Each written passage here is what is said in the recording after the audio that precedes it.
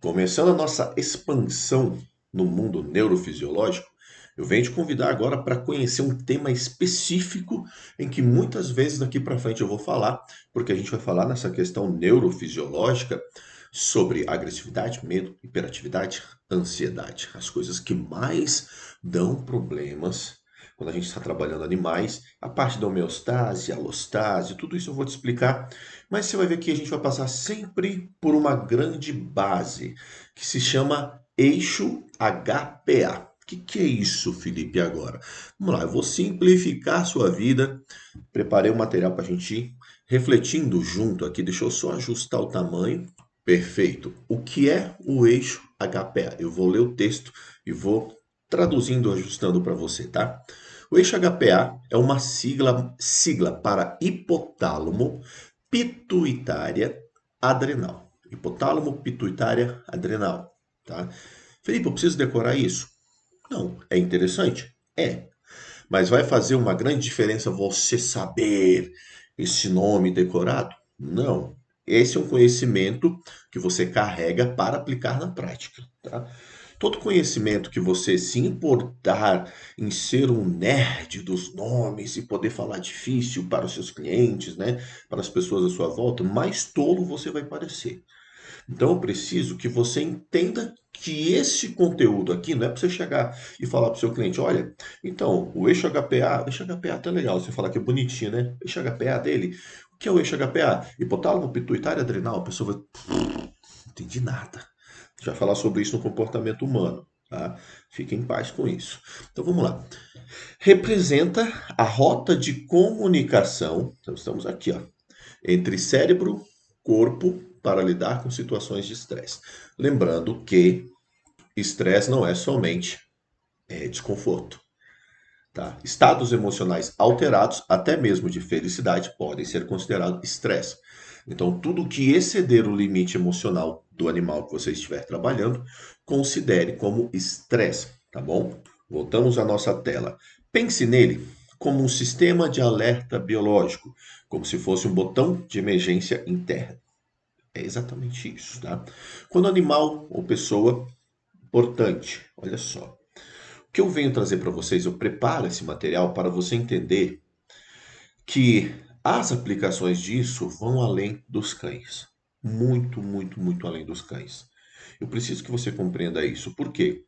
Quando você limita quando você limita a si mesmo a pensar que o cachorro é um animal diferente, que segue regras diferentes, né, da neurofisiologia comportamental de todos os outros, né, que ele tem pensamentos diferentes, você acaba, vamos dizer assim, sabotando o seu próprio resultado.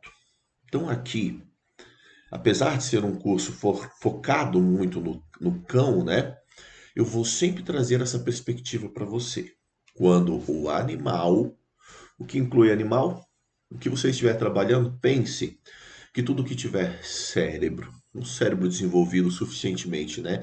Sistema nervoso central, sistema nervoso periférico. Vou fazer uma aula sobre isso, tá? Sobre sistema nervoso central, sistema nervoso periférico, como isso, como que você percebe isso no dia a dia do cão, de maneira prática. Como eu disse anteriormente, não adianta você ser um nerd dos nomes e chegar na hora, pois é, pá, pá, pá, pá, pá, pá, pá, uma metralhadora de nomes difíceis, deixar seu cliente no vácuo, tá?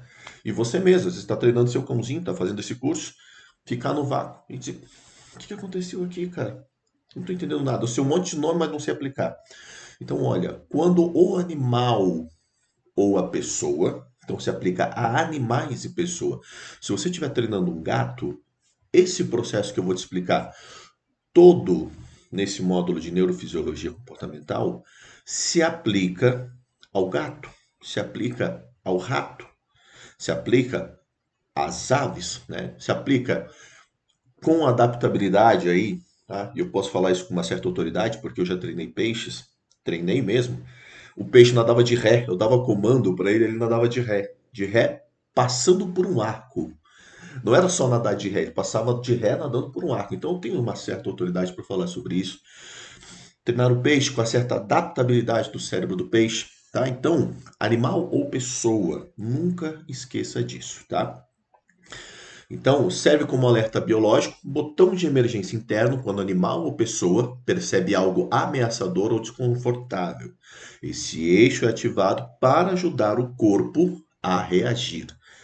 Para ajudar o corpo a reagir. Não esqueça dessa frase. Nossa, eu estou muito bom com essa palavra. Não esqueça. Acabei de criar uma palavra nova, né?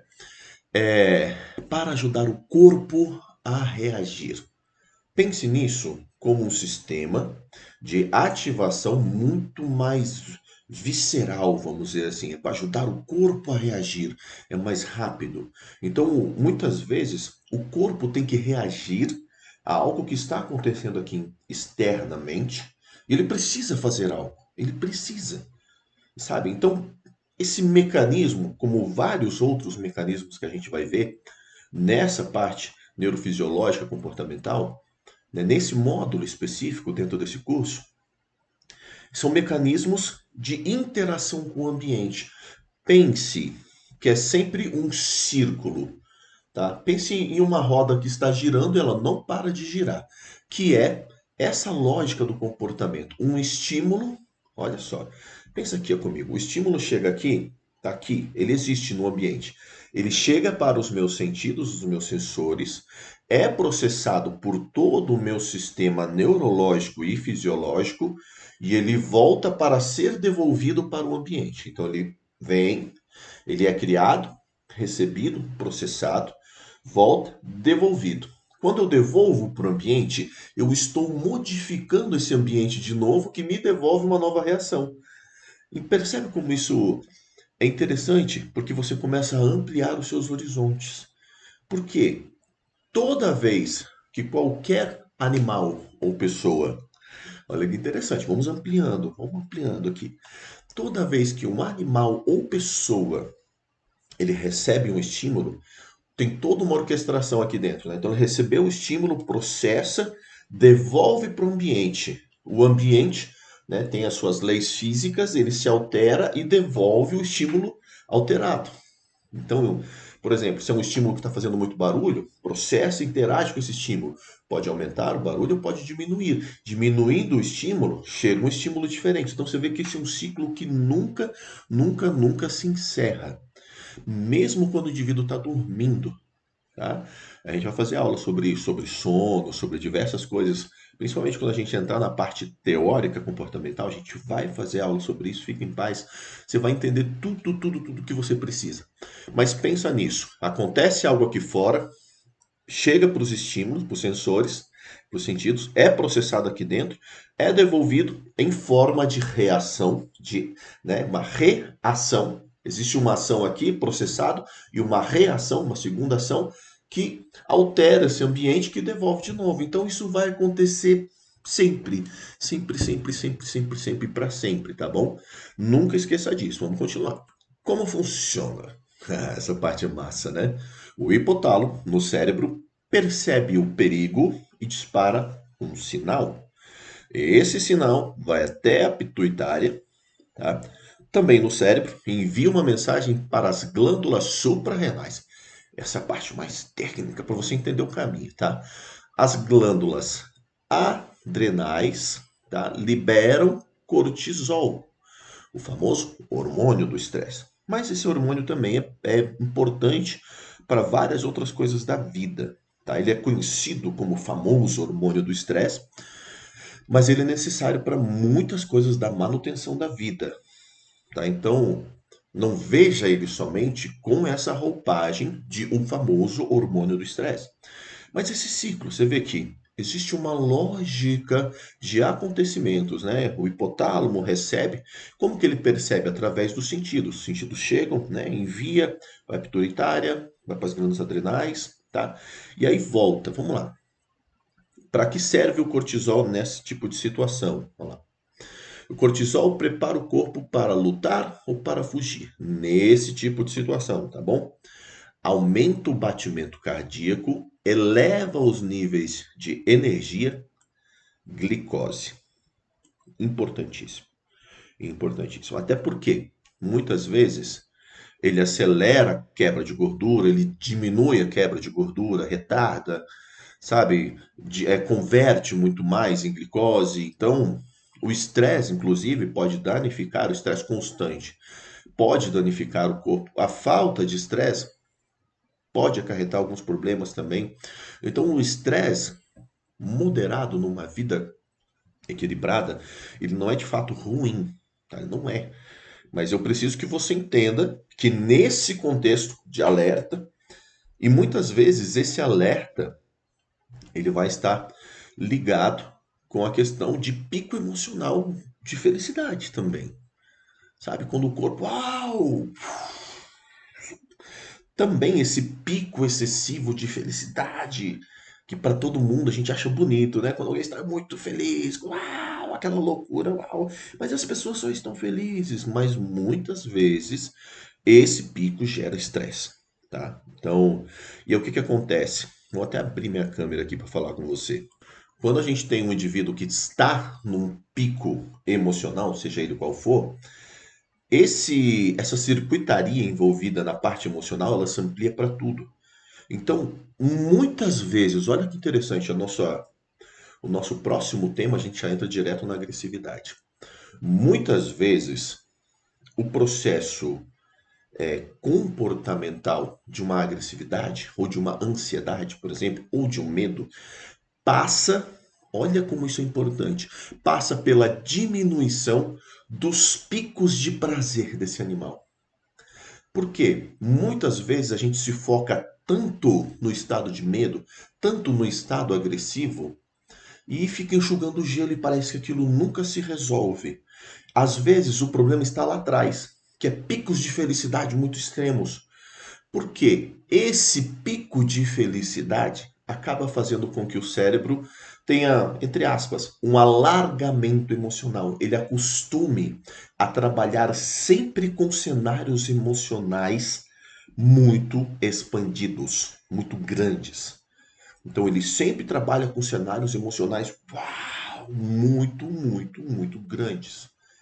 E o que que acontece? Quando vem a agressividade, o cenário emocional está condicionado. Pensa numa pessoa, vou dar um exemplo da corrida para você. Pensa numa pessoa que está acostumada a correr 20 quilômetros. Vamos lá, a pessoa corre 20, 25 quilômetros, 3, 4 vezes por semana. Ele começa a aumentar a velocidade. Uau, começa a aumentar a velocidade. E ele corre bem. Muitas vezes, essa pessoa vai jogar futebol, por exemplo. Vai jogar basquete, sabe? Ela vai ter uma velocidade, uma consistência de se manter fisicamente mais ativo naquele esporte, muito mais do que outros, por exemplo. Então, a pessoa fala, mas como que eu melhoro a minha condição física? Eu jogo basquete, jogo futebol, jogo futebol, mas eu não consigo melhorar a minha condição física. Às vezes, precisa de um alargamento da condição física em outro momento. Como, por exemplo, né, a corrida. Vai melhorar o batimento cardíaco, a oxigenação, né, o VO2 do corpo e tudo mais. Quando ele vai jogar futebol, ele só precisa treinar a habilidade do futebol. Então, por exemplo, o animal que está vivendo um alargamento emocional de felicidade e prazer o tempo todo, ele está fazendo exatamente isso. Está condicionando seu corpo a produzir pressão sanguínea, batimento muito mais acelerados o tempo todo. Quando ele vai para um cenário que requisita, né, que necessita da agressividade ou do medo, ele só precisa gerar mais habilidade no medo ou na agressividade. Porque todo o condicionamento físico-emocional ele já treinou em outra situação. Então, muitas vezes, essa armadilha precisa ser pensada para que a gente não fique parado em um comportamento. Então, tem que fazer uma análise completa. Aonde estão os picos emocionais da vida desse animal? Aonde estão? Aonde estão? Por quê? Mas eu quero que ele pare de ter medo. Mas esse animal, nossa, nesse momento, olha como ele é tão feliz. Ele brinca latindo e correndo e fazendo uma bagunça geral. E você nunca parou para pensar que aquela bagunça geral está refletindo lá naquele estado de medo, lá naquele estado de agressividade que você está trabalhando. Fala, nossa, deixa esse momento aqui. Esse momento é maravilhoso. Maravilhoso, deixa, olha como ele está bem aqui, né? E você não percebe como aquele exagero de prazer está atrapalhando a evolução de outros cenários emocionais. Por exemplo, se eu quero que alguém se desenvolva menos no futebol, é só impedir ele de treinar a corrida. Enquanto ele estiver treinando a corrida, se ele tiver um pouquinho de habilidade, o que como gera habilidade na agressividade, por exemplo? É agredindo. Então ele vai melhorando. Opa, quase, ó, se eu quisesse, ó, se eu quisesse, e vai indo, até que ele consegue melhorar, ele consegue girar, ele consegue usar o corpo. É muito comum eu ver animais, quando vai trabalhar, fala, cara, esse animal sabe usar o corpo como nenhum outro. Olha, ele vira, ele entendeu o peso do corpo dele, a habilidade, se ele é comprido, se ele é baixo, se ele é leve. Ele aprendeu como a vida funciona. Ele aprendeu como a vida dentro daquele corpo funciona. E você vai ver uma aula sobre individual, muito específica sobre organismo, tá? Corpo, organismo e indivíduo. A gente já fez uma aula sobre isso, mas na aula de teoria eu quero aprofundar um pouco mais sobre isso. Aqui está falando sobre neurofisiologia comportamental. Então, é importante você ver todos esses cenários de uma maneira mais ampla. Para que serve o cortisol? Aumenta, né, o batimento cardíaco, eleva os níveis de energia, diminui as funções menos urgentes, como digestão e sono. Esse aqui é um processo muito interessante. Por quê? Quando a gente tem um nível elevado, diminui funções menos urgentes. Aprender é menos urgente. Esse é um ponto importante. Aprender é menos urgente. Se você não cair a ficha para isso, já eras. Não vai cair a ficha para mais nada. Tá? Aprender. Então, quando ele está nesse estado, ele não pode aprender porque o sistema não está voltado para coisas menos urgentes. Se ele está mega excitadaço, feliz demais, se ele está com medo, se ele está agressivo, não aprende. E eu preciso que você memorize isso, porque a gente vai usar isso no próximo módulo, né? Falando diretamente sobre agressividade, onde você vai precisar entender esse processo, tá? Não aprende. Não aprende. Se ele estiver nesse nível, não aprende. Por quê? É menos urgente. Não acessa memórias do que aprendeu anteriormente. Por quê? É menos urgente, né? Isso é útil em momentos de perigo real e passageiro. Como eu disse, muitas vezes a gente acredita que perigo é só estresse, mas um pico de felicidade extrema, de prazer extremo.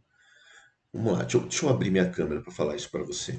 Um pico de felicidade, de prazer extremo, ele liga alertas de perigo. Por quê? Sabe aqueles filmes, séries, quando o herói não tem medo de nada, né? Ele faz tudo, e tudo o que ele faz, ele só ele entendeu que a vida dele é proteger o mundo e tal.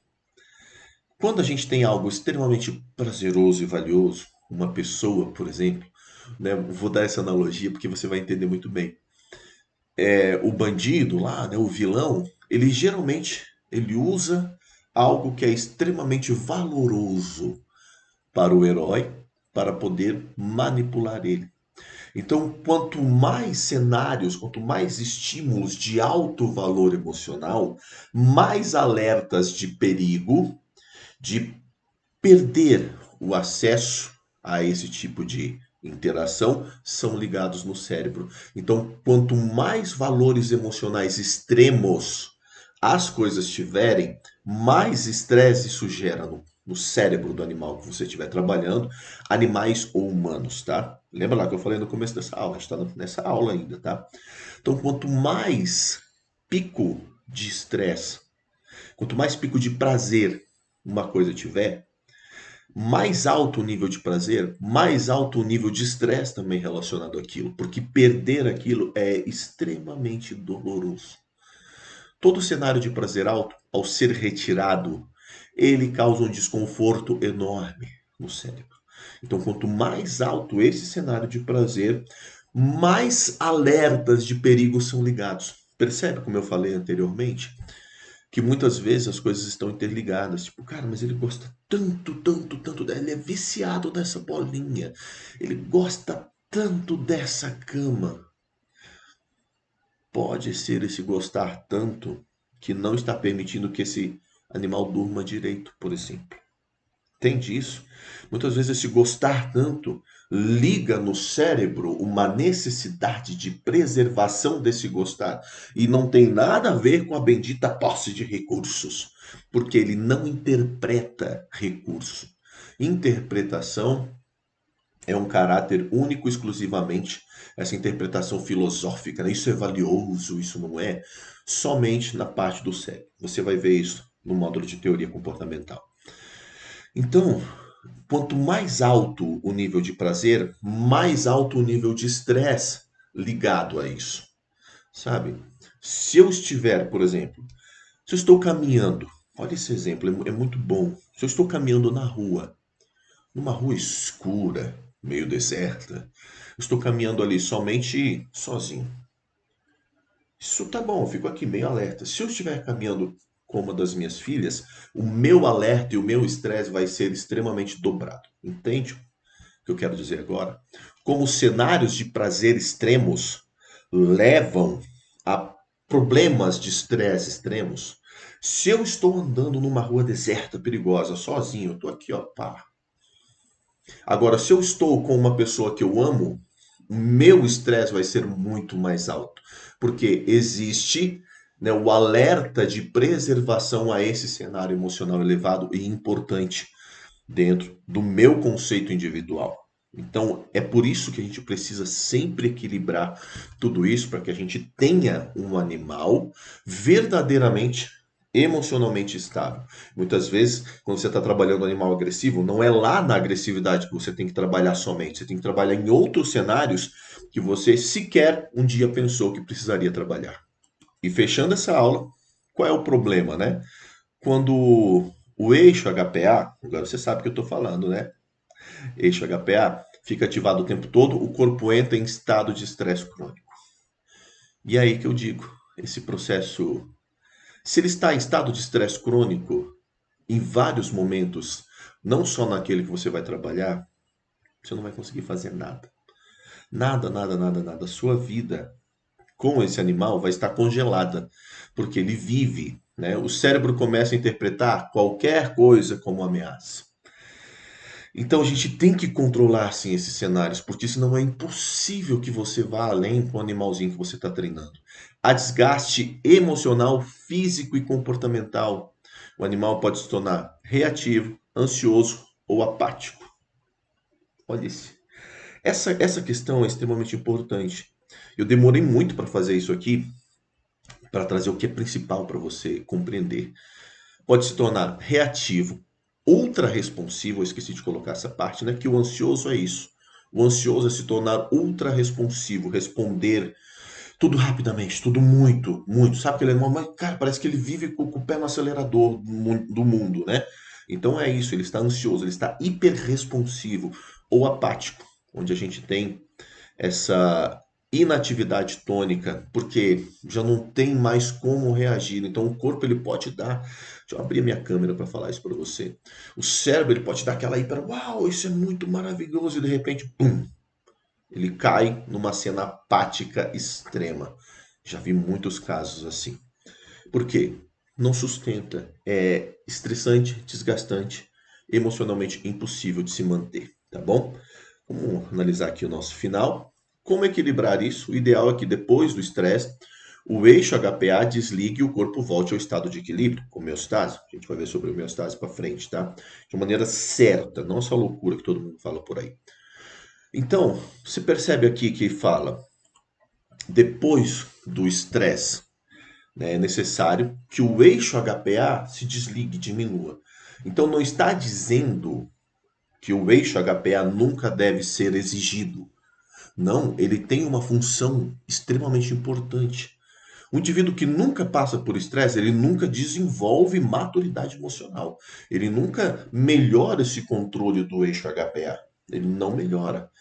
Tá? Para você entender agora, vai ver como vai ficando mais simples da gente entender. Então, é necessário que ele ligue, mas que ele tenha a capacidade de se desligar. Então, vamos pegar aqui uma linha que começa daqui até aqui. Então, imagina que ele vem, ele liga, desce. Aí tem uma manutenção baixa. Ele liga de novo, desce. Quanto mais alto o pico, maior é a curva para estabilizar. Então, se tem um pico pequeno, a curva é pequena, né? Você veio até aqui, ó, a curva é pouca.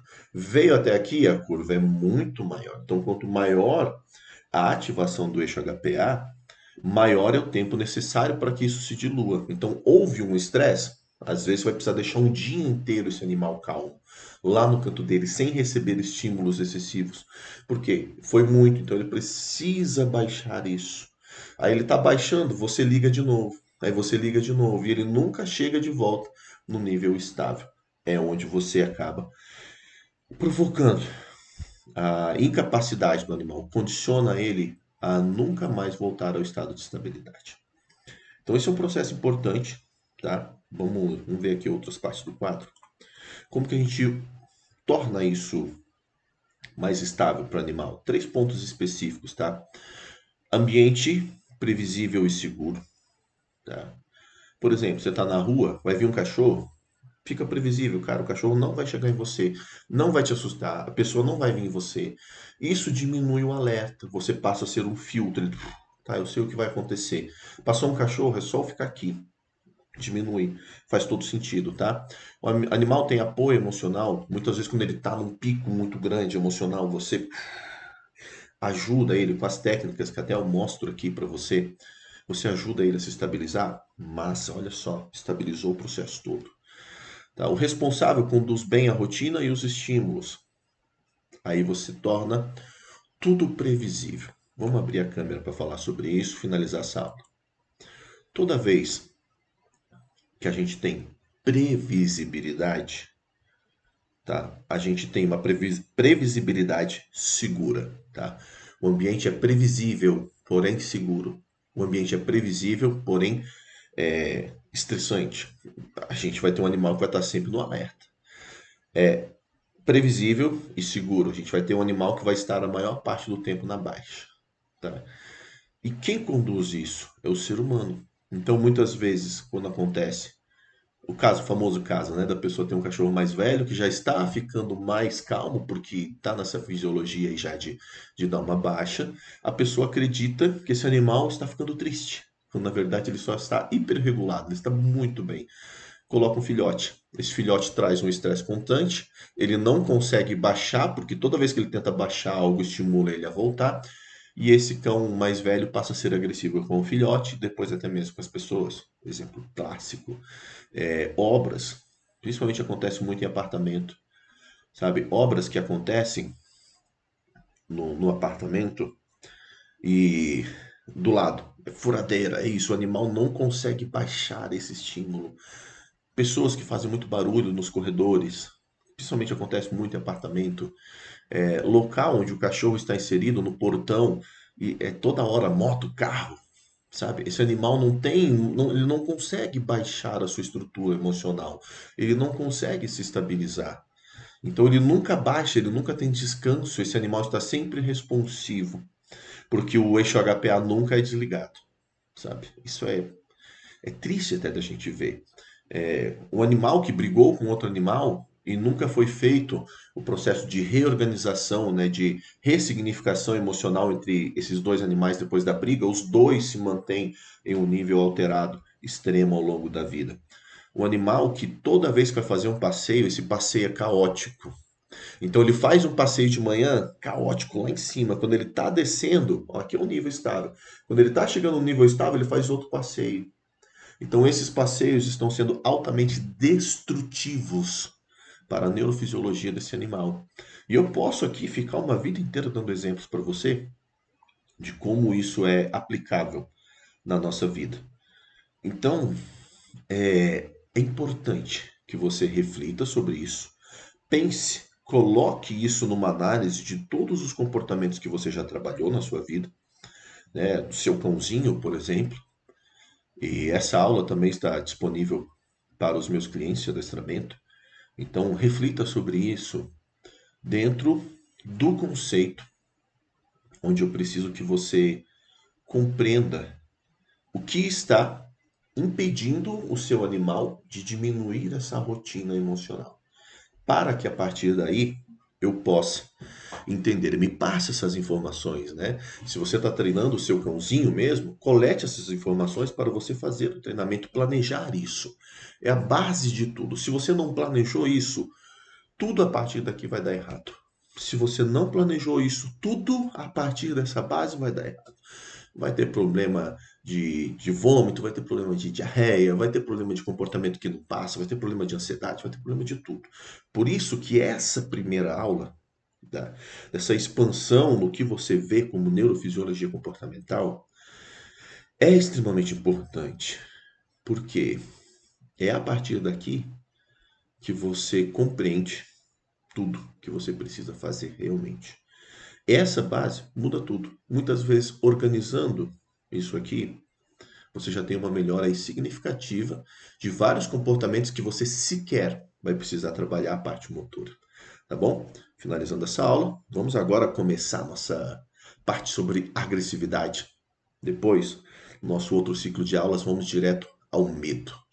Mas era importante a gente entender essa parte para que você pudesse dar continuidade nos seus estudos e entender o que realmente eu preciso falar para você quando a gente fala de controlar o todo.